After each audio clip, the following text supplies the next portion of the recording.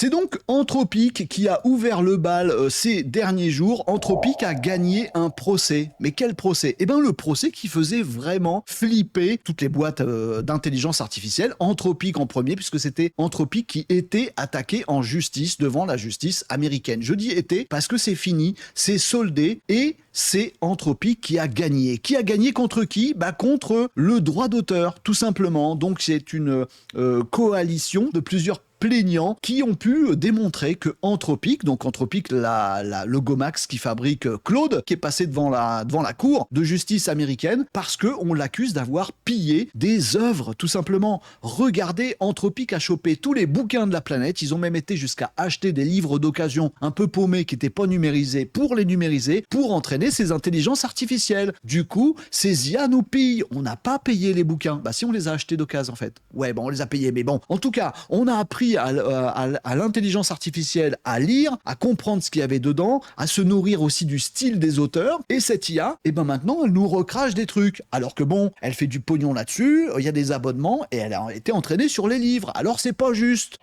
Le juge a dit si. Ça s'appelle du fair use. Alors c'est un truc que je vous dis déjà depuis 1 an et demi. Je suis assez content de cette décision de justice qui vous dit un petit peu que ce truc caricatural de l'IA qui regarde les bouquins, qui a pillé tout Victor Hugo pour recracher du Victor Hugo, c'est pas aussi simple, basique et manichéen que ça. Et le juge a décidé qu'effectivement, ce cadre-là qu'avait mis à disposition, qu'avait pris Anthropic pour entraîner Claude, était légal. C'est du fair use. En fait, l'IA n'a pas pris les bouquins sans les payer, machin.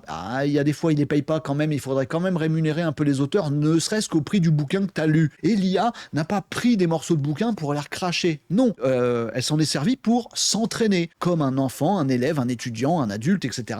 s'entraînerait, découvrirait un nouveau mot de vocabulaire parce que tu as lu un vieux bouquin, tu te dis, tiens, je connaissais pas ce mot, c'est marrant. Ou tu as lu le dictionnaire pour avoir une définition, tiens, je connais pas, voilà.